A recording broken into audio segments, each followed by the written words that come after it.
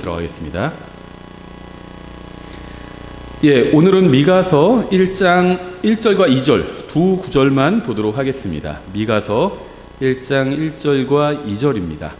그래서 오늘부터 아마 올해 연말까지 계속 할 것 같아요. 이 미가서를 오전 예배 시간에 저희가 강해를 하도록 하겠습니다. 미가서 1장 1절과 2절 펴셨으면요, 제가 받들어 읽겠습니다. 유다 왕 요담과 아하스와 히스기야 시대에 모레셋 사람 미가에게 임한 주의 말씀, 곧 그가 사마리아와 예루살렘에 관하여 본 말씀이라. 너희 모든 백성들아 들으라. 온 땅과 그 안에 있는 모든 것들아 귀를 기울일지어다. 주 하나님 곧 자신의 거룩한 전에서 나오시는 주께서 너희를 대적하는 증인이 되시리라. 내용이 이제는 경고의 말씀이 나올 것 같은 그런 분위기죠. 잠깐 먼저 기도하겠습니다. 하나님 아버지, 저에게 주님의 말씀을 믿는 마음을 주시고 또 진리를 이해할 수 있도록 지각을 열어주시기 원합니다. 예수님의 이름으로 기도드렸습니다. 아멘. 유다 왕 요담과 아하스와 히스기야 시대에 모레셋 사람 미가에게 임한 주의 말씀, 곧 그가 사마리아와 예루살렘에 관하여 본 말씀이라, 이렇게 되어 있죠. 창세기 12장 이후로 이제 성경의 초점이 유대인들에게 향하게 되죠. 또 구약 성경의 대부분의 내용은 이스라엘 백성에게 하시는, 직접적으로 하시는 하나님의 말씀이라고 볼 수 있습니다. 이방인에게 하시는 말씀은 없냐? 있어요. 있긴 있는데 주로 이스라엘과 근접한 국가들이나 아니면 직접적인 관계가 있는, 주로 적으로 관계가 있는 국가들이죠. 그런 국가들에 관한 예언의 말씀이라고 보면 됩니다. 그래서 성경에는요, 러시아나 미국이나 영국이나 중국이나 대한민국에 대한 직접적인 예언의 말씀은 없습니다. 어떤 분들은 또 성경에 나오는 어떤 것이 이게 무슨 중국을 말하는 거다 이렇게 얘기하시는 분도 있는데요. 직접적으로 성경에서 이러한 국가들에 대해서 하시는 말씀은 없어요. 물론 이제 전체 이방인에게 하시는 말씀이 이런 국가들에게 하시는 말씀으로 적용할 수 있겠지만, 직접적인 말씀은 주로 이스라엘과 인접한 국가들에게 하시는 말씀이라고 보면 됩니다. 1절이 좀 특이한데요. 이 미가는 여러 왕들에 걸쳐서 이제 말씀을 선포하는 사역을 한 걸 알 수 있죠. 요담의 시대에 말씀을 선포했죠. 미가는 본문에 나온 것처럼. 아마 요담에 대해서 잘 모르실 거예요. 그렇죠? 대부분의 그리스도인들이 요담에 대해서 잘 몰라요. 또 아하스의 시대에도 미가가 말씀을 선포했습니다. 아하스도 그렇게 익숙한 사람은 아니에요, 우리에게. 그렇죠? 또 미가는 히스기야의 시대에도 말씀을 선포했습니다. 히스기야는 이제 좀 더 익숙하죠. 요담이나 아하스보다는 익숙합니다. 히스기야는 괜찮은 왕이었어요. 그렇죠? 그래서 하나님의 말씀에 어느 정도 순종하기도 했고, 성경에서 선한 왕으로 이렇게 분류하고 있죠. 요담이나 아하스나 히스기야는 유다의 왕으로서 여러 가지 많은 말을 했을 겁니다. 그렇죠? 왕이니까 많은 말을 했을 거예요. 또 국가의 어떤 중대사를 결정하는 여러 가지 말을 했을 겁니다. 하지만 우리는 그들이 한 말이 아니라 이 미가가 선포했던 말씀을 살펴보고 있습니다. 왕이 한 말이 아니라 하나님의 말씀을 전한 사람이 하는 말을 살펴보고 있다는 거예요. 우리는 왕들이 기록한 것들이 아니라 미가가 기록한 말씀을 읽고 연구하고 가르치고 지금 선포하고 있습니다. 우리나라에서도 여러 대통령들이 통치했지만 지금 그들이 했던 말을 기억하는 사람 별로 없어요. 매주 모여가지고 대통령이 이런 말씀을 하셨었지, 그걸 기억하면서 그걸 다시 되새기고 이런 사람들은 거의 없습니다. 그렇죠? 하지만 많은 사람들이 지금도 하나님의 말씀을 기억하고 연구하고 있어요. 매주 모여서 또 말씀을 강의하고 있죠. 100년도 못 살고 죽을 인간이 하는 말보다 영원히 사시는 하나님의 말씀에 귀를 기울이는 것이 비교할 수 없을 정도로 훨씬 더 현명한 일입니다. 2절은 이렇게 되어 있어요. 너희 모든 백성들아 들으라. 오 땅과 그 안에 있는 모든 것들아 귀를 기울일지어다. 주 하나님 곧 자신의 거룩한 전에서 나오시는 주께서 너희를 대적하는 증인이 되시리라. 미가는 이스라엘 백성뿐 아니라 땅과 그 안에 있는 모든 것들에게 하시는 말씀입니다. 구약 성경에 기록된 많은 말씀들이 이스라엘 백성이나 유대인들에게 직접적으로 하시는 말씀이에요. 물론 구약 성경에는 뭐 바빌론이나 팔레스타인 같은 또 모압 같은 이스라엘과 직접적인 관계를 맺고 있는 국가나 민족에게 하시는 말씀도 있다고 말씀을 드렸죠. 하지만 미가는 온 땅에 있는 모든 것들에게 하시는 하나님의 말씀입니다. 2절에 그렇게 되어 있죠. 근데 이제 중요한 표현이 있는데요. 주께서 너희를 대적하는 증인이 되시리라. 이렇게 말씀하고 있어요. 굉장히 의미심장한 표현인데요. 과거에 비해서 지금은 구원받는 사람의 숫자가 줄어들고 있습니다. 하나님의 말씀을 연구하는 사람도 줄어들고 있어요. 또 교회에 다니는 사람도 줄어들고 있습니다. 말씀대로 믿고 행하면서 예수님을 따르는 사람은 그거보다 훨씬 더 적습니다. 저는 그 원인은 복잡하지 않고 단순하다고 생각합니다. 사람들이 자신들을 대적하여 증언하시는 하나님의 말씀에 관심을 두지 않기 때문이에요. 하나님께서는 사람들을 도와주고 싶어 하십니다. 사람들도 주님의 도움을 받고 싶어 해요. 막 기도하는 사람들 많이 있잖아요. 그러니까 하나님의 말씀을 따르면서 말씀대로 사는 사람은 굉장히 적어요. 기독교인 중에서도 굉장히 소수에 불과합니다. 그런데 대부분의 기독교인들은 하나님의 도움을 받고 싶어 해요. 주님께서 나 좀 도와주셨으면 좋겠다, 이런 생각한다는 거죠. 문제는 하나님의 도움을 받기 위해선 먼저 우리가 잘못하는 것에 관해서 하나님께서 우리에게 지적하시는 말씀에 귀를 기울여야 한다는 사실입니다. 하나님께서 사람을 도와주실 때에는 먼저 그 사람을 잘못된 것으로부터 바로 잡으려고 하십니다. 그리고 나서 이제 도와주시는 거예요. 항상, 왜냐하면 사람이 잘못된 상태에 있기 때문에 그 사람을 돕는 것은 바로 잡는 것에서부터 시작한다는 겁니다. 이것을 거부하면 하나님께서 그 사람을 도와주실 수가 없어요. 왜냐하면 모든 사람은 다 영적으로 병들어 있거든요. 죄로 인해서 영적으로 병들어 있어요. 그럼 어떻게 해야 되죠? 도와주려면 먼저 그 사람을 고쳐줘야 돼요. 수술을 해야 됩니다. 그리고 나서 도와줄 수가 있는 거예요. 근데 사람들은요, 하나님께로부터 무엇인가 받기를 원하지만 하나님께서 자기를 바로잡아 주시는 것은 원하지 않는다는 겁니다. 아주 극소수의 사람들만 하나님께서 나를 바로잡아 주시는 것을 원한다는 거예요. 이것이 바로 예수님을 따르는 사람이 굉장히 적은 이유입니다. 저는 지금 구원에 관해서 이야기하는 것이 아니라 주님을 따르는 것에 관해서 얘기하고 있는 겁니다. 1절 보면 주의 말씀이라는 표현이 나오죠. 하나님께서는 주님의 말씀을 믿지 않는 사람을 도와주실 수 있는 방법이 없습니다. 구원받은 사람이나 구원받지 못한 사람이나 마찬가지예요. 예수님의 말씀, 하나님의 말씀을 거부하면 구원받을 수가 없죠. 근데 하나님의 말씀을 받아들여요. 복음에 관한 말씀을 받아들입니다. 그럼 구원받을 수가 있어요. 근데 문제는 뭐냐면 구원받고 나서는 하나님의 말씀을 거부하는 경우가 굉장히 많다는 겁니다.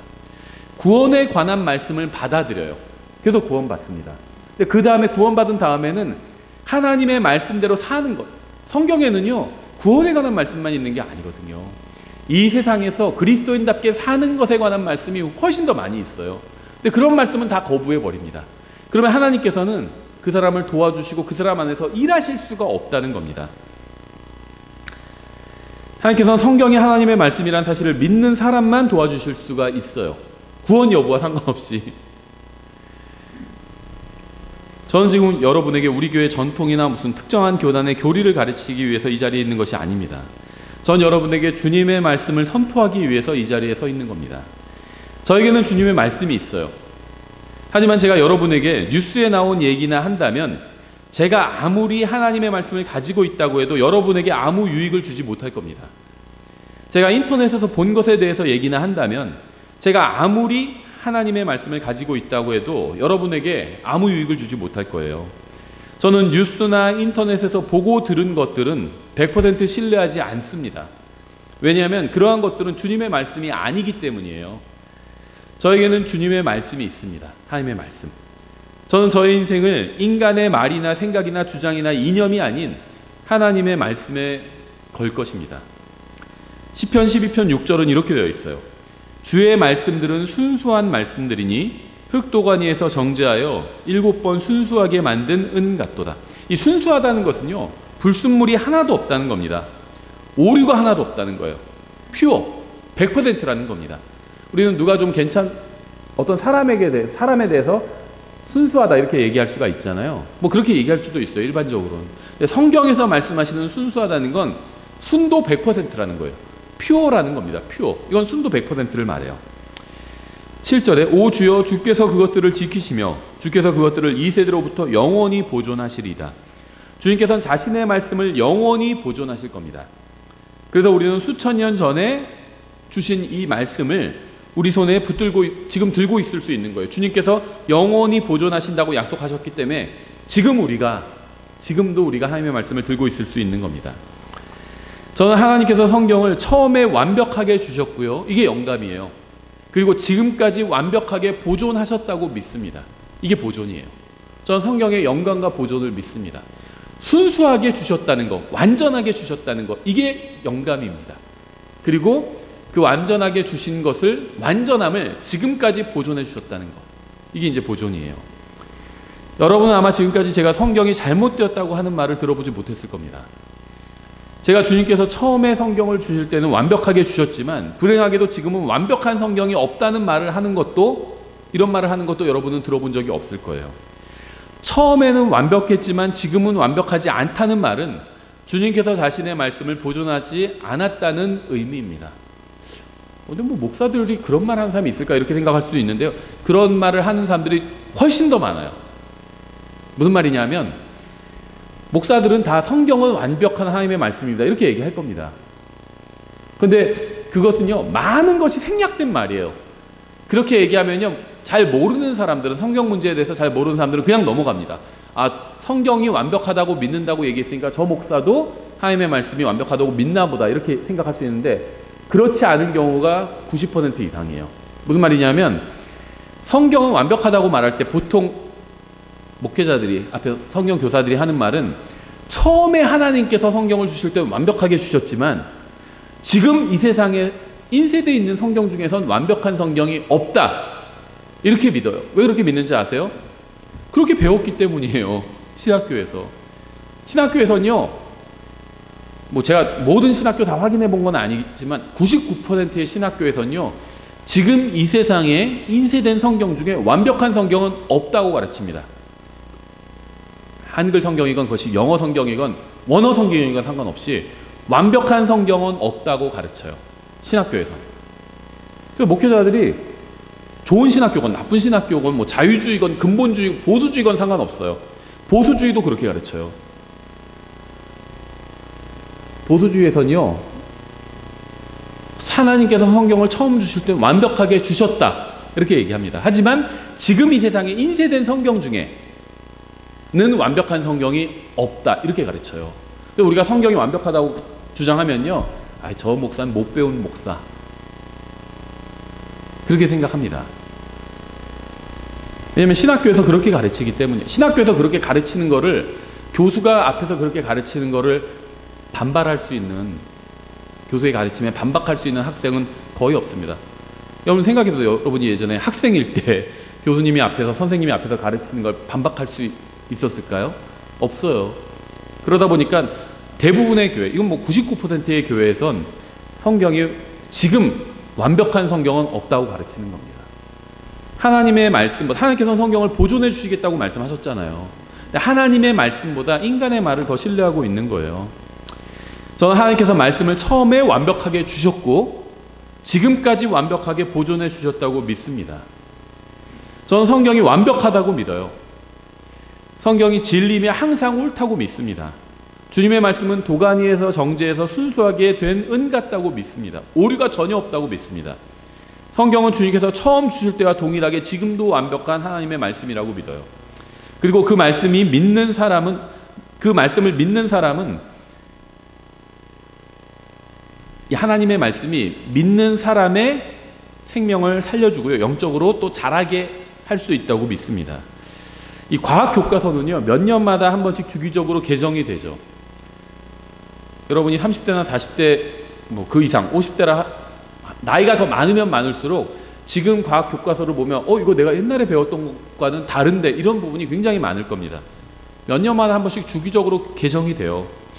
왜냐하면 몇 년 전에 나온 과학 교과서가 지금은 비과학적인 내용을 담고 있는 것으로 드러났기 때문입니다. 불과 몇 년 전에 과학적이라고 받아들였던 것들이 지금은 비과학적인 것으로 드러나는 경우가 허다합니다.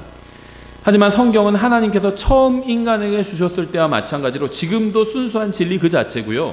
사람들이 큰 인왕자 심판석 앞에 서서 이 책에 기록된 대로 심판을 받을 때에도 여전히 순도 100%의 진리 그 자체일 겁니다.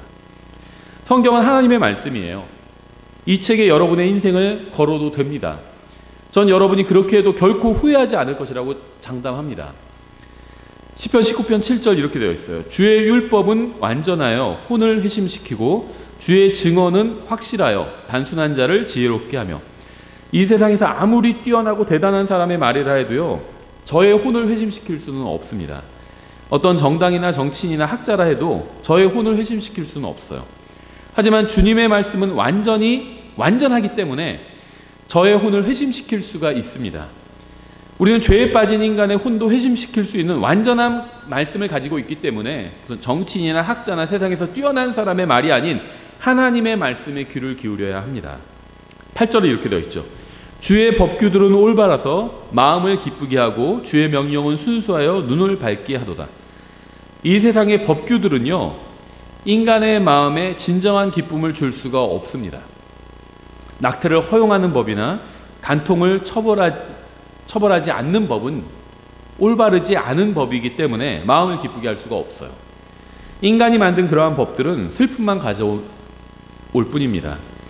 사람의 사상이나 철학이나 생각이나 법규로는 진정한 기쁨을 얻을 수가 없습니다. 오직 주님의 말씀만이 사람에게 진정한 기쁨을 줄 수 있어요. 9절 이렇게 되어 있죠. 주의 두려움은 깨끗하여 영원토록 지속되고 주의 판단들은 진실하고 전적으로 의로우니.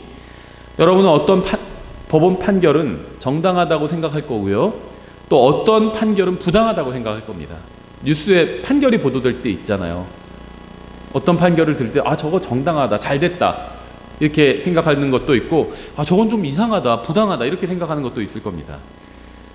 왜냐하면요, 법원도 잘못된 판결을 할 때가 있어요. 그렇죠? 당연하죠. 정치인들이 이상한 법을 만들 때도 있습니다. 하지만 주님의 말씀과 판단들은 깨끗하고 진실하고 전적으로 의롭습니다. 주님의 말씀은 항상 옳아요. 한 번도 틀린 적이 없습니다. 주님의 말씀인 성경에는 단 하나의 말씀도 부당한 것이 없고 단 하나의 말씀도 유익을 주지 못하는 것이 없습니다. 특히 세월이 지나 보면요, 이게 더 분명하게 드러나요. 내가 전에는 잘 몰랐었는데 지나고 나니까 정말 하나님의 말씀이 맞았다. 내가 하나님의 말씀대로 할 걸. 괜히 내 생각대로 해서 내가 정말 더 먼 길을 돌아오게 되었구나. 이런 것들이 굉장히 많아요. 10절, 그것들은 금보다, 하나님의 말씀에 대한 거죠. 하나님의 말씀이 금보다, 참으로 많은 정금보다 더 사모해야 할 것들이며 또 꿀과 벌집보다 더 달도다. 주의 종이 또한 그것들로 경고를 받나니 그것들을 지킬 때 큰 보상이 있나이다. 하나님의 말씀이 주는 장점 중에 가장 큰 것은 경고라는 겁니다. 경고. 이 경고가 얼마나 필요한 건지 몰라요. 이 세상을 살 때요, 필요한 겁니다. 경고는요, 나를 미워해서 하는 것이 아니라 나를 사랑하고 나를 보호하기 위해서 하는 거죠. 다리를 지나가려고 하는데, 차 타고 지나가려는데 다리 앞에 다리가 끊겼음 이렇게 경고가 있다면 그 다리를 가지 않겠죠. 끊어진 다리에 경고가 없다면 차 타고 달리다가 떨어져 죽는 거예요. 대부분의 사람들은 이 세상에서 잘 먹고 잘 사는 것에만 관심을 둡니다. 사람들은 그러한 것들만 듣고 싶어 해요. 내가 잘 되는 얘기, 이런 것만 듣고 싶어 합니다. 이 세상에서 잘 되는 얘기. 많은 사람들이 물질적인 복을 추구하지만 문제는 뭐냐면요, 이 사람은 물질로만 이루어진 존재가 아니죠. 물질 플러스 영적인 것으로 이루어진 존재입니다. 그렇죠? 물질 플러스 어떤 정신적인 것으로 이루어진 존재예요. 그래서 이 물질적인 것은요, 사람이 물질적인 것을 추구하는 이유는요, 물질로 되어 있기 때문이에요. 사람도. 근데 물질만으로 되어 있진 않죠. 그래서 아무리 물질적인 것을 많이 소유해도 결코 만족함이 오지는 않는다는 겁니다. 그래서 제가 성경에는 없는 얘기지만 아주 성경적인 얘기라고 생각하고 제가 하는 얘기가 있는데요. 뭐냐면, 모든 사람의 마음에는 예수님 모양의 구멍이 있다. 이 구멍은 예수님을 딱 넣어야만 들어맞아요. 채움을 받을 수 있다는 겁니다. 예수님이 아닌 다른 것 아무리 넣어봐야 채워지지가 않아요. 예수님을 넣어야 만족함, 채움을 받을 수 있습니다. 평생 써도 다 쓰지 못할 만큼 많은 재물을 소유한 사람도요, 더 많은 재물을 얻고 싶어 하고요, 자신이 이미 가지고 있는 것으로 만족하지 않습니다. 돈 많은 사람들이 돈에 관심 없는 게 아니라 더 많은 관심이 있어요. 그렇죠? 어떻게 하면 더 벌 수 있을까 이런 생각합니다. 오히려 돈에 관심 없는 사람들은 대부분 돈이 없는 사람들인 경우가 많아요. 그렇지 않나요? 꼭 그런 건 아니지만 그런 경우 많은 것 같아요. 돈 많은 사람들은요, 오히려 돈에 대해서 더 민감합니다. 어떻게 하면 돈을 더 벌 수 있을까? 내가 벌어놓은 이것들을 어떻게 하면 유지할 수 있을까? 이것들을 잘 이용해서 더 많은 돈을 어떻게 하면 벌 수 있을까? 이런 생각한다는 겁니다. 그렇죠? 만족함은요, 항상 그들이 닿을 수 없는 곳으로 달아나 버리고 말아요. 더 많이 벌면 더 많이 벌고 싶어 하게 된다는 겁니다. 채워지지 않는다는 거예요, 마음이. 하나님의 모든 말씀은 순수하고 완전하고 유익합니다. 만일 여러분이 주님의 말씀을 믿고 말씀대로 행한다면 여러분은 말씀이 주는 엄청난 유익을 누릴 수 있게 될 겁니다. 여러분이 누구의 말에 기울느냐에 따라서 여러분의 인생의 질과 영적 상태는 달라지게 될 거예요. 하나님의 말씀을 듣고 말씀대로 살면 평안과 확신 가운데 거할 수 있고요, 그리스도의 심판석에서 충분한 보상을 받게 될 겁니다. 또 인간의 말이나 뉴스에만 귀를 기울이면서 살면요, 불안과 염려 가운데서 살게 되고요, 아무 열매도 맺지 못하고 항상 영적 어린아이의 상태만 머물게 될 것이고요, 그리스도의 심판석에서 후회만 하게 될 겁니다. 뉴스 같은 거 굉장히 많이 듣는 분들이 있어요. 요즘은 뉴스가 들어오는 소스가 다양하죠. 예전에는 공중파 뉴스나 이제 신문, 일간지를 통해서 뉴스를 얻었는데 요즘은 그런 것 플러스 이제 유튜브 같은 것도 있고요, 인터넷 여러 매체들을 통해서 뉴스를 얻게 되죠.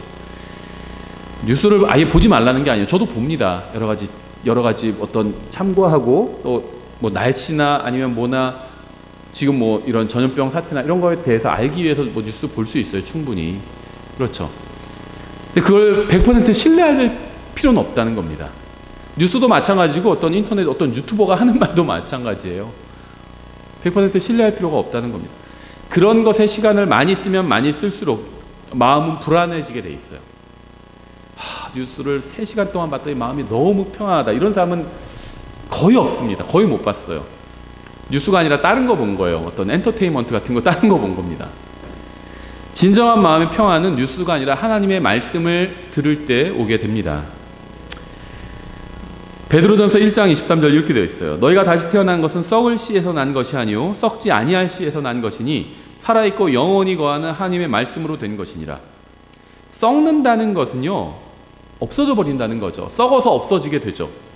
하나님의 말씀은 썩어 없어지지 않는다는 겁니다. 없어지지 않는다는 거예요. 어떤 사람들은 성경이 없어진다고 생각하는 사람들이 있어요. 그래서 심지어 자기들이 보는 성경이 없음 이렇게 놨어요. 그 구절이 없어져 버렸다는 거예요. 어떻게 없어진 걸까요? 필사본들을 보니까 필사본이 막 거기 곰팡이 쓸고 썩어져 없어졌다는 거예요. 그래서 하나님의 말씀이 없어졌다고 생각하는 겁니다. 필사본들은요, 썩어 없어질 수 있어요. 근데 하나님의 말씀은 썩어 없어질 수가 없습니다. 성경이 그렇게 되어 있잖아요. 썩지 아니할 씨에서 난 것이니 살아있고 영원히 거하는 하나님의 말씀으로 된 것이니라. 하나님의 말씀은 썩어 없어지지 않아요. 최초의 원본은 완벽하지만 지금은 완벽한 성경이 없다고 주장하는 사람들은요, 하나님의 말씀이 썩어서 없어졌다고 주장하는 겁니다. 그런 사람들 말 믿지 마세요. 박사기가 2개건 3개건 5개건 그런 사람들 말 믿지 마세요. 성경을 믿으세요. 하나님의 말씀을. 성경에는요, 하나님의 말씀이 썩어 없어지지 않는다고 이렇게 분명히 말씀하고 있잖아요. 24절. 모든 육체는 풀과 같고 사람의 모든 영광은 풀의 꽃과 같으니라. 풀은 마르고 그것의 꽃은 떨어지되. 여기서 말하는 모든 육체는요, 모든 사람을 의미하는 겁니다. 육체가 없는 사람은 사람이 아니잖아요. 그렇죠? 육체가 없는 사람은 이 세상에서 없어요. 우리가 카운트하지 않습니다. 보이지도 않아요. 육체가 없는 사람은. 육체가 없는 사람은 사람이 아니에요. 그렇죠. 살아있는 사람이 아니죠. 그래서 여기서 말하는 모든 육체는 사람을 말하는 거예요. 사람을. 여기서 말하는 모든 육체에는 모든 정치인과 비정치인과 여러분이, 우리가 다 포함되는 겁니다. 25절. 오직 주의 말씀은 영원토록 지속되나니 복음으로 너에게 선포된 말씀이 이 말씀이니라. 여러분의 인생에서 영원토록 지속되는 것이 무엇일까요? 내가 가지고 있는 것, 내가 누리고 있는 것, 또 내 인생에 결부된 것들 중에서 영원히 지속되는 것이 무엇일까요? 나와 관련된 것 중에서. 우리나라도 나와 관련되어 있죠. 내가 우리나라의 국민이니까. 또 우리 집도 나와 관련되어 있죠. 우리 집에서 내가 살고 있으니까. 또 내가 하는 일들도 나와 관련되어 있죠. 나와 관련된 것, 내가 소유한 것 중에서 영원히 지속되는 게 있을까요? 있다면 그게 무엇일까요? 여러분의 인생에서 결코 실패하지 않고 썩지 않고 여러분을 실망시키지 않는 단 하나는 하나님의 말씀이에요. 단연코 그렇게 말씀드릴 수 있어요. 그 외 하나님의 말씀 외에 모든 것은 다 여러분을 실망시킬 겁니다. 그리고 실패할 거예요. 그 썩어 없어질 겁니다. 누군가의 영광은요, 그 사람이 행한 일의 결과를 의미합니다. 하나님의 영광은 하나님께서 행하신 일의 결과예요. 그래서 하늘이 하나님의 영광을 선포하죠. 하늘은 뭐죠? 하나님께서 만드신 결과물이잖아요. 이걸 보면 하나님이 얼마나 위대하신 분인지 알 수 있죠. 그래서 하늘이 하나님의 영광을 선포한다고 시편 19편 1절에서 말씀하고 있죠. 사람이 행한 일은 사람의 영광입니다. 근데 성경은 사람의 영광이 어떻다고 말씀하고 있죠? 사람의 모든 영광이 말라버린 풀의 꽃과 같다고 말씀하고 있어요. 사람이 행한 일의 결과가 말라버린 풀과 말라버린 꽃과 같대요. 좀 예쁘고 잘생긴 사람들 있죠. 그 사람들은 말라버린 꽃이에요. 못생기고 저희처럼 평범한 사람들 있죠. 말라버린 풀이에요. 인간의 모든 문명과 철학과 업적은 모두 말라버린 풀처럼 될 것입니다. 말라버린 풀이 어떻게 되죠? 바스라지면 다 없어져 버리잖아요. 아무리 대단한 사람이라 해도요, 그가 행한 모든 것들은 모두 말라버린 꽃처럼 바스라질 겁니다. 하지만 주님의 말씀을 통해서 행한 일은 영원히 지속될 거예요. 디모데후서 3장 15절에선 하나님의 말씀에 대해서 이렇게 얘기하고 있어요. 어떤 분들 이런 얘기 하시는 분들 있어요. 하나님의 말씀 그래 그게 영원한데 좀 어려운 것 같아. 왜 어려운 줄 아세요? 하나님의 말씀이 이유가 있어요. 그 이유를요, 디모데후서 3장 15절에서 이렇게 말씀하고 있습니다. 또 어린아이 때부터 내가, 디모데 말하는 거죠, 거룩한 성경 기록들을 알았나니. 성경은요, 성경을 성경이라고 부르지 않고 성경 기록들이라고 부릅니다. 우리나라 말로는 좀 헷갈리죠. 영어로는요, 바이블이란 말, 우리가 성경을 바이블이라고 얘기하죠. 홀리 바이블, 여기도 그렇게 써 있잖아요. 근데 성경에는요, 바이블이란 말이 안 나와요. 그럼 성경을 뭐라고 부르냐? 스크립처라고 부릅니다. 기록된 말씀을 의미해요. 이 스크립처라는 것은. 또 어린아이 때부터 내가 거룩한 성경 기록들을 알았나니 그것들은 능히 너를 지혜롭게 하여 그리스도 예수님 안에 있는 믿음을 통해 구원에 이르게 하느니라. 중요한 부분이 있는데 뭘까요? 어떤 사람들은 성경이 이해하기 어려운 책이라고 주장합니다. 교황과 같은 종교 지도자들만 성경을 해석할 수 있다고 그래요. 또 교황 무호설 있죠. 교황만이 성경을 바르게 해석할 수 있다, 이런 주장이에요. 이게 카톨릭이 믿는 거죠. 개신교에서는 어떻게 믿죠? 개신교는 그렇게 믿지는 않아요. 그렇죠? 어떻게 믿는지 아세요? 신학자들만이 성경을 제대로 이해할 수 있다고 주장합니다. 제가 어떤 얘기를 하면요, 성경이 이렇게 말씀하고 있습니다 하면 신학자들은 그렇게 안 보던데, 어떤 신학자는 이렇게 얘기하는데, 그런 얘기해요. 제가 성경은 완벽한 하나님의 말씀입니다. 우리는 하나님께서 하나님의 말씀을 완벽하게 보존해 주셨기 때문에 우리는 완벽한 말씀을 지금 가지고 있습니다. 이렇게 얘기하면요, 신학자들은 그렇게 얘기 안 하던데, 사본이 어쩌고저쩌고 하면서 지금 있는 성경들은 다 불완전하다고 하던데, 이렇게 얘기해요. 개신교에선 신학자들이 카톨릭의 교황의 위치를 지금 차지해버리고 있습니다. 그러니까 아무도 거기에 이의제기를 못해요. 감히. 그래서 신학자들만이 성경을 제대로 이해할 수 있다고 주장합니다. 하지만 성경에 따르면 이런 주장은 거짓말에 불과해요. 하나님의 말씀과 다른 것은 다 거짓입니다. 디모데는요, 어린아이 때부터 성경을 알았어요. 신학자가 돼서 안 게 아닙니다. 디모데가 나중에 목회자가 되죠. 목회자가 돼서 성경을 안 게 아니에요. 어린아이 때부터 성경을 알았습니다. 누구한테 배워서 알았을까요? 교황한테 배웠을까요? 신학자한테 배웠을까요? 아니면 그냥 엄마랑 할머니, 평범한 그리스도인 자매님, 엄마와 할머니에게 배웠을까요? 엄마와 할머니한테 배웠어요.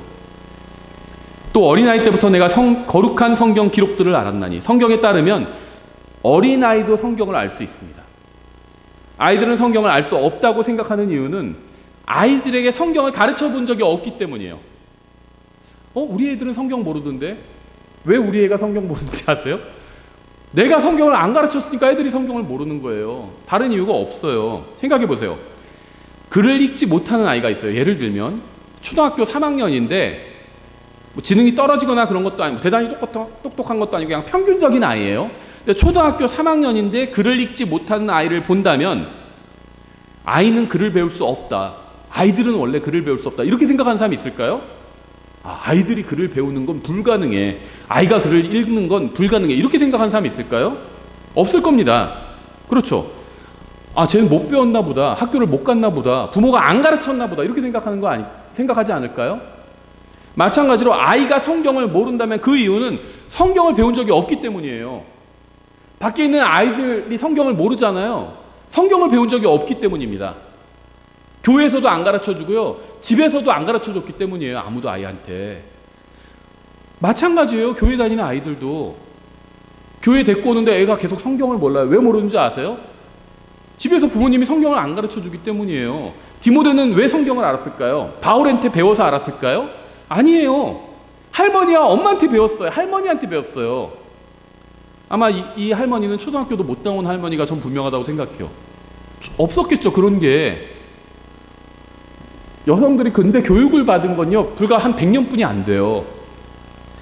세상 교육도 제대로 받지 못한 부모님이었겠죠. 하지만 성경은 알았어요. 세상 교육 못 받아도 성경은 알 수 있어요. 우리가 잘 아는 무디라는 사람 아시죠? 무디가 그 복음을 전해서 무디로부터 영향을 받은, 복음을 듣고 영향받은 사람을 1억 명으로 추산해요. 1억 명. 엄청나게 많은 숫자죠. 아시는 것처럼 무디는요, 초등학교도 못 나왔어요. 근데 무디는요, 성경을 알고 있었습니다. 어린아이도 성경을 알 수 있어요. 어린아이가 성경을 모르면요, 안 가르쳤기 때문이에요. 성경은 결코 어려운 책이 아닙니다. 어린아이도 이해할 수 있는 책이에요. 인수분해 같은 게 훨씬 어려워요. 인수분해 중학교 때 배우죠. 계시록보다 인수분해가 훨씬 어려워요. 계시록은 믿기 어려울 수는 있어도 이해하기 어렵진 않아. 기록된 그대로 믿으면 됩니다. 대부분 90% 이상의 내용이. 인수분해랑 계시록 둘 중에 뭐가 어렵냐면 인수분해가 훨씬 어려워요. 계시록이 훨씬 쉽습니다. 어린아이도 이해할 수 있어요. 초등학생도 이해할 수 있습니다. 구원받은 사람이 성경을 잘 모르는 이유는 성경을 읽지 않고 연구하지 않고 배우지 않기 때문이에요. 다른 특별한 이유가 없습니다. 그것들은 능이라는 표현이 나오죠. 성경에는 하나님의 능력이 있어요. 만약 하나님의 능력을 체험하지 못했다면 성경을 읽지 않았거나 읽기만 하고 말씀에 순종해서 말씀대로 살지 않았기 때문일 겁니다. 내가 어떤 능력 있는 삶을 살지 못하는 이유는 하나님의 말씀을 읽지 않았거나 제대로 공부하지 않았거나 공부는 했지만 말씀에 순종하지 않았기 때문이에요. 다른 특별한 이유가 있는 것이 아닙니다. 16절 모든 성경 기록은 하나님의 영감으로 주신 것으로 교리와 책망과 바로잡음과 의로 교육하기에 유익하니 책의 모든 부분이 유익을 주는 그런 책은 이 세상에 없습니다. 어떤 글도 어떤 뉴스도 어떤 동영상도 모든 부분이 유익을 주는 그런 것은 없어요. 여러분은 오직 하나님의 말씀을 통해서만 바른 교리를 세울 수 있고 바로잡힐 수 있고 의로 교육받을 수 있고 유익을 얻을 수 있습니다. 저는 지금까지 거짓말을 하지 않고 잘못된 것들을 바로잡아주면서 의로 교육시켜주고 유익을 주는 정치인은 한 번도 본 적이 없어요. 저는 정치인들을 신뢰하지 않고요. 그들에게 소망을 두지도 않습니다. 그냥 그 중에서 더 나아 보이는 사람 뽑을 뿐이에요. 저는 예수 그리스도께만 소망을 두고요. 오직 그분의 말씀만을 신뢰합니다. 예레미야서 14장 13절 이렇게 되어 있어요. 이에 내가 이르되 주 하나님이여 보시옵소서 대언자들이 그들에게 이르기를 너희가 칼을 보지 아니하고 기근을 겪지 아니하리라 오히려 내가 이곳에서 너희에게 확실한 평강을 주리라 하나이다 하였더니 예레미야는 이스라엘 백성에게 가장 인기가 없는 대언자였습니다. 다른 사람들이요, 다른 설교자들은 다 좋은 얘기만 했어요. 사람들이 듣고 싶어하는 얘기, 이 세상에서 잘 먹고 잘 사는 얘기만 했습니다. 예레미야는 그러지 않았어요. 예레미야는 다가오는 심판에 관해서 설교했습니다. 인기가 없는 설교자였어요. 14절 그때 주께서 내게 이르시되 대언자들이 내 이름으로 거짓을 대언하는도다. 하나님의 이름으로 목사들이 거짓말한다는 거예요. 내가 그들을 보내지 아니하였고 그들에게 명령하거나 그들에게 말하지 아니하였는데도 그들이 너희에게 거짓 환상과 계시와 점술과 허무한 것과 자기 마음에 속이는 것을 대언하는도다. 환상을 본 적도 없으면서 막 지어내서 얘기하는 겁니다. 아니면 하나님께서 주신 환상이 아니다 어떤 거 막 꿈결에 보고 그게 하나님께서 주신 것이라고 생각하고 얘기하는 거예요. 점술, 심지어 점술도 해요. 목사들 중에서도 그런 사람들이 있어요. 예언기도 한다고 그러고 그게 점쟁이가 하는 것과 똑같은 짓 하는 거예요. 예언기도 한다고 그러면서 믿음을 보이라고 그러죠. 그게 무슨 말이죠? 돈 내라는 거예요. 우리 아이가 이번에 어디 뭐 서울대 들어갈 수 있습니까 없습니까? 거기에 대해서 예언해 주겠다고 그러면서 믿음을 보이래요. 그래서 한 500만 원 헌금하잖아요. 근데 붙었어요, 아이가. 그럼 봐라, 믿음을 보였으니까 붙었지. 근데 떨어졌어요. 그럼 믿음이 부족했으니까 떨어졌지. 되게 간편해. 전쟁에도 똑같이 하거든요. 허무한 것, 없는 얘기. 허무하다는 건 없는 겁니다. 없는 것을 지어내서 얘기한다는 거예요. 성경에 없는 것을 얘기하는 겁니다. 그게 허무한 거예요. 예레미야 시대에도 거짓 설교자들이 많았고요. 지금도 역시나 많습니다. 이들은 하나님의 말씀을 전하지 않고 자신들이 받았다는 환상이나 계시를 이야기합니다. 저도 좀 죄송하긴 한데 그냥 생각나서 말씀드릴게요. 주중에 어떤 분 통화했는데 자꾸 자기가 무슨 환상 받았다고 하시는 분이 있었어요. 왜 저한테 전화하셨는지 모르겠는데 하여튼 간에 또 근데 그 환상으로 커버가 안 되는 게 있어서 저한테 전화하신 것 같아요. 물어보시느라고. 예레미야서 23장 28절 주가 말하노라 꿈을 꾼 대언자는 꿈을 말하며 내 말을 가진 자는 신실히 내 말을 말할지어다. 꿈 얘기하는 목사와 하나님 말씀을 얘기하는 목사가 다르다는 겁니다. 알곡에 비하면 겨가 무엇이냐.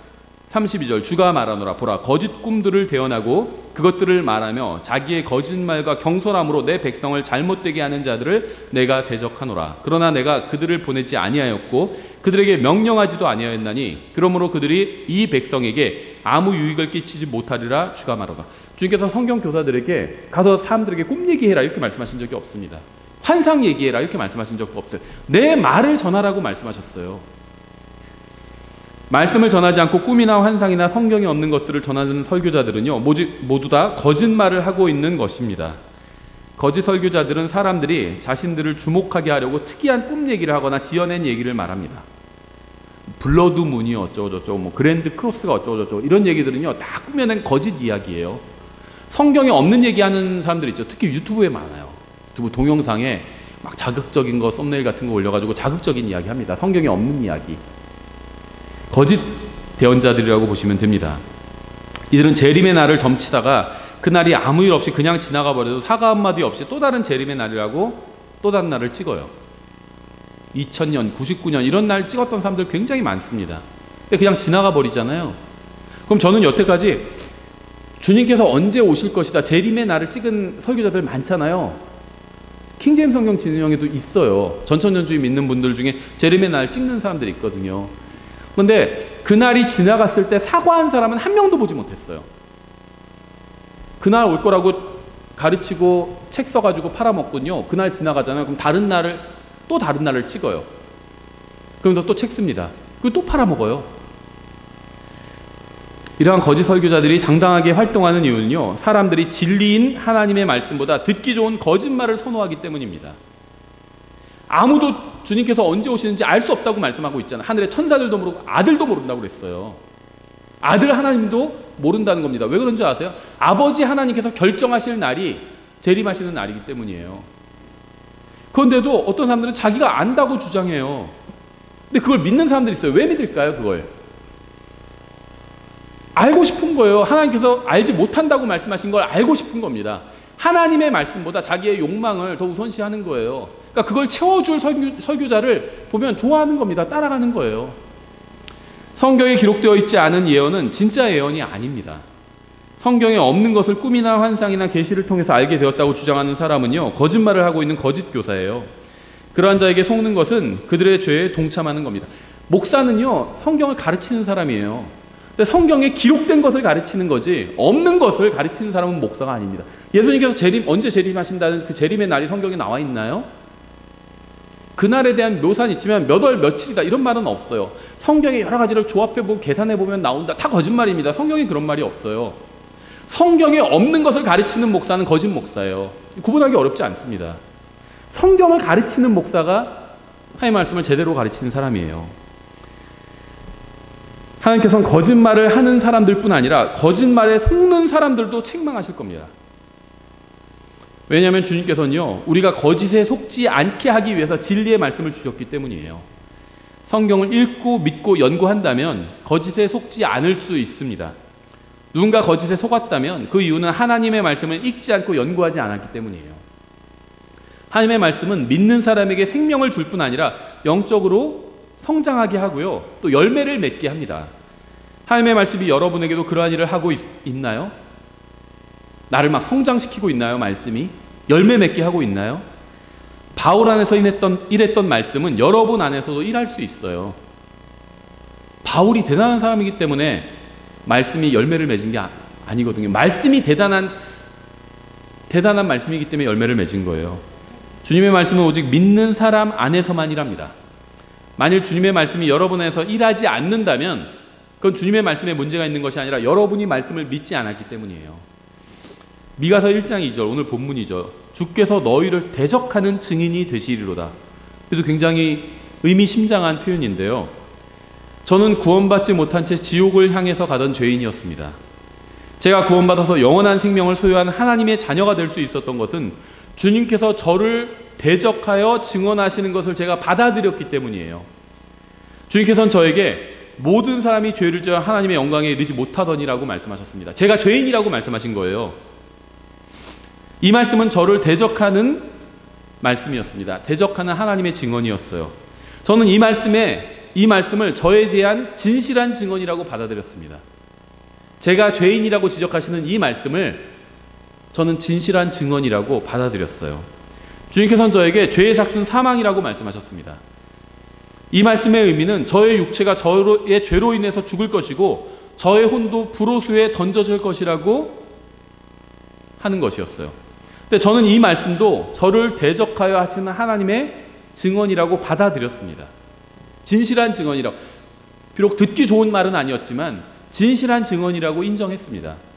주님은 죄를 짓는 혼은 죽을 것이라고 말씀하셨고 제가 정죄 아래 있다고, 제가 정죄 아래, 하나님의 진노 아래 있다고 말씀하셨어요. 이러한 말씀들은 모두 듣기에 좋은 것은 아니었지만 또 저를 대적하시는 주님의 증언이었어요. 하지만 저는 이러한 모든 증언이 진실하다고 인정했습니다. 맞다고 인정했어요. 그리고 저를 용서해달라고 간구했습니다. 예수님의 십자가 대속을 통해서 저를 용서해 주시고 구원해달라고 간구했습니다. 십자가 위에서 죽으시고 묻히시고 부활하신 예수님께서 저의 구원자가 되어달라고 그렇게 요청했어요.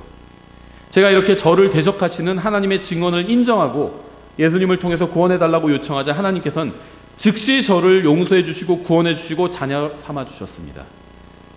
전 다시 태어난 거예요. 이러한 모든 일은 하나님의 말씀을 믿을 때 일어납니다. 여러분이 성경을 믿지 않는다면 여러분에게는 이러한 일이 일어나지 않을 겁니다. 성경은 여러분을 대적해서 여러분이 하나님 앞에서 죄인이라고 증언하고 있어요. 여러분은 이 증언을 받아들이든지 거부하든지 둘 중에 하나를 선택해야 합니다. 중간지대는 없어요. 만약 여러분이 이 책의 증언을 받아들이지 않는다면 그것은 거부한 것과 같습니다. 성경은 하나님의 말씀이지만 여러분이 여러분을 대적하는 성경의 증언을 받아들이지 않으면 하나님께서는 여러분 안에서 아무 일도 하지 않으실 겁니다. 예레미야 시대의 유대인들은 아직 타국으로 끌려가기 전이었죠. 주님께서는 예레미야를 통해서 그들이 회개하지 않으면 결국 타국으로 끌려가게 될 것이라고 경고하셨지만 그들은 주님의 말씀을 받아들이지 않고 무시했고요. 자신의 죄를 정당화했습니다. 그들은 그렇게 스스로 자신들의 운명을 망쳐버렸던 거예요. 저는 자신의 가정과 간증과 인생과 운명을 스스로 망치는 사람들을 굉장히 많이 봤어요. 하나님께서 그들의 생명을 더욱 풍성하게 하실 수 있었는데 그들은 주님의 은혜를 거부해버린 겁니다. 그들이 할 일은 주님의 말씀은 옳으며 자신은 틀렸다는 것을 인정하고 말씀대로 행하는 것입니다. 이게 모든 사람이 해야 할 일이에요. 하지만 많은 사람들이 말씀을 거부했고 그 결과 그들의 인생은 바싹 마른 풀이 부서져 가루가 되는 것처럼 허무하게 낭비되고 있어요. 히브리서 4장 2절 이렇게 말씀하고 있죠. 우리뿐만 아니라 그들에게도 복음이 선포되었으나 선포된 그 말씀이 그것을 들은 자들 속에서 믿음과 섞이지 아니하였으므로 그들에게 유익을 끼치지 못하였느니라. 복음을 들어도 믿지 않으면 구원받을 수 없다는 겁니다. 마찬가지로 말씀을 들어도 믿지 않으면 아무 유익을 주지 못한다는 거예요. 말씀은 많은 유익을 줄 수 있는데 사람에게 말씀을 듣기는 했지만 믿지 않는다면 유익을 전혀 받을 수 없다는 겁니다. 말씀을 많이 들어서 많이 알고 있다는 것이 의미를 갖기 위해서는 들어서 알고 있는 말씀을 믿어야만 합니다. 믿는다는 건 그 말씀대로 행한다는 거예요. 야고보서가 그렇게 말씀하고 있죠. 믿음이 행위는 아니에요. 믿음과 행위는 서로 다릅니다. 하지만 믿음 안엔 행위가 있어요. 집이 부엌은 아니죠. 집과 부엌은 달라요. 근데 집 안에는 부엌이 있죠. 믿음과 행위는 달라요. 근데 믿음 안에는 행위가 있습니다. 누군가의 말을 믿으면 그대로 행해요. 믿는데 행하지 않았다. 그건 믿지 않은 겁니다. 그걸 성경은 죽은 믿음이라고 불러요. 죽은 믿음은 믿음이 아니에요. 죽은 사람은 사람이 아니죠. 제가 그냥 하는 말이 아니라 야고보서에서 그렇게 말씀하고 있잖아요. 행위가 없는 믿음은 영이 없는 뭔가 같다고, 죽은 것과 죽었다고 말씀하고 있잖아요. 성경에 아무 능력이 없어서 우리의 인생이 변화되지 못하고 열매를 맺지 못하는 것이 아닙니다. 성경은 하나님의 말씀이지만 믿지 않는 사람 안에서는 아무 능력도 보여지지 않을 뿐이에요. 우리가 차라면 성경은 기름과 같아요. 근데 기름을 한 드럼통 가지고 있어요. 차 안에 트렁크에. 그래서 자동차의 기름통에 기름이 없으면요, 차가 움직이지 않죠. 트렁크에 기름을 가지고 있어도, 트렁크에 기름통을 가지고 있어도 자동차 기름통 안에 기름이 없으면 차가 움직이지 못하는 거죠. 성경을 알고 있고 교리를 알고 있어도 하나님의 말씀대로 살지 않는다면 하나님의 능력이 일하지 않는다는 겁니다. 하나님께서는 우리가 주님의 말씀을 믿기를 원하십니다. 주님께서 우리를 대적해서 하시는 말씀도 믿기를 원하세요. 성경에는요, 우리를 대적해서 하시는 말씀이 있어요. 책망하시는 말씀이 있다는 겁니다. 경고하시는 말씀이 있다는 거예요. 하나님께서는 우리가 이러한 말씀을 믿기를 원하십니다. 믿는 사람에게 주시는 새 예루살렘에 관한 약속, 이런 것도 믿어야 되죠, 우리는. 근데 그런 것만 믿어서는 안 된다는 거예요. 경고의 말씀도 믿어야 한다는 겁니다. 그래야 주님께서 말씀을 통해서 우리를 바로잡아 주실 수 있고요, 우리 안에서 열매를 맺도록 일하실 수 있기 때문입니다. 진정한 부모는요, 아이에게 밥만 주고 필요한 것만 주고 용돈만 주고 그러지 않아요. 아이에게 필요한 걸 공급해 줘야 되죠. 밥도 주고요, 용돈도 주고 그래야 되죠. 근데 그것만 하면 안 돼요. 잘못했을 때 책망할 수 있어야 되죠. 바로 잡아줘야 됩니다. 뭐가 바른 것인지 알려줘야 돼요. 못할 때는 혼내기도 해야 됩니다. 그게 진정한 부모의 역할이죠. 성경도 마찬가지예요. 우리가 성경을 통해서 성장하려면 말씀이, 우리를 대적하는 말씀들이 있어요. 우리를 책망하시는 말씀이 있는데 그 말씀을도 받아들여야 한다는 겁니다. 하나님께서 능력이 없어서 우리 안에서 일하지 않으시는 것이 아니라 우리가 믿지 않기 때문에 일하지 않으시는 거예요. 가만히 있기 때문에 일하지 않는 겁니다. 누군가 구원받지 못했다면 하나님께서 구원하실 능력이 없기 때문이 아니라 그 사람이 구원받기를 원하지 않았기 때문에 그 사람이 구원받지 못한 겁니다. 구원받을 수 있는 모든 것을 예수님의 십자가를 통해서 완성하셨잖아요. 예수님의 십자가가 는 의미가 뭐죠? 예수님의 십자가 전에는요, 사람이 구원받고 싶어도 구원받을 수 있는 길이 없었어요. 예수님의 십자가가 아니었다면. 근데 예수님의 십자가가 있기 때문에 이제 원하는 사람은 누구나 구원받을 수 있는 거잖아요. 그럼 예수님의 십자가 이후에는요, 누군가 구원받지 못했다면 그거는 구원의 길이 없어서가 아니라 그 사람이 원하지 않았기 때문이에요. 열매 맺는 것도 마찬가지입니다. 구원받은 사람이 승리하는 삶을 살지 못하는 이유는 하나님께 능력이 없기 때문이 아니라 그 사람이 원하지 않았기 때문입니다. 하나님이나 그분의 말씀에 능력이 없어서가 아니라 우리의 불신이 한계를 만든 겁니다. 데살로니가전서 2장 13절도 같은 말씀을 증언하고 있어요. 이런 까닭에 우리가 또한 하나님께 끊임없이 감사를 드림은 너희가 우리에게서 들은 하나님의 말씀을 받을 때 그것을 사람들의 말로 받지 아니하고 하나님의 말씀으로 받았기 때문이니 진실로 그러하도다. 그 말씀이 또한 믿는 너희 안에서 효력 있게 일하느니라. 아무리 하나님의 말씀을 가지고 있어도 믿지 않으면 말씀은 우리 안에서 효력 있게 일하지 않습니다.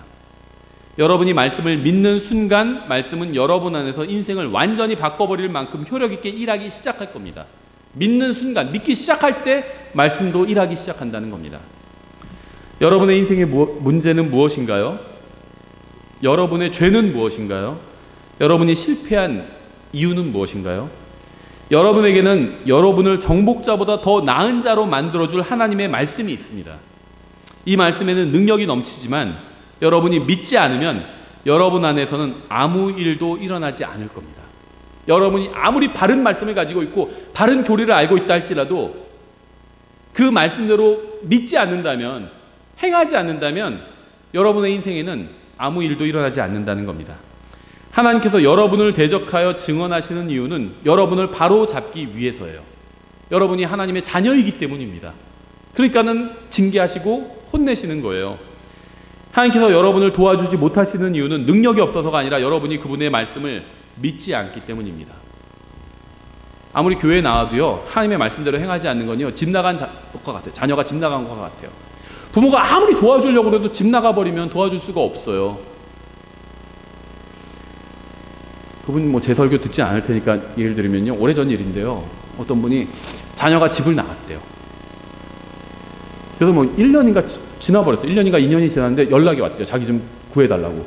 또 너 어디 있는데 그러니까는 집을 나가서 어디 뭐 멕시코인지 어디든지 거길 가가지고 거기서 다시 미국으로 미입국한 거예요. 무슨 산맥을 넘어서 입국했대요.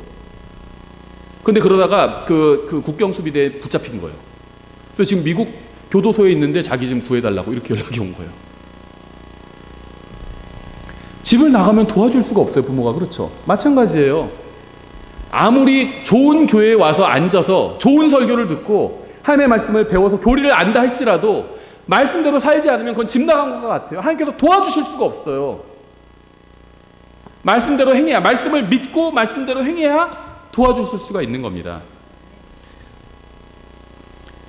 계시록 20장 11절 이렇게 되어 있어요. 또 내가 크고 흰 왕자 그 위에 앉으신 분을 보니 땅과 하늘이 그분의 얼굴을 피하여 물러가고 그것들의 자리가 보이지 아니하더라.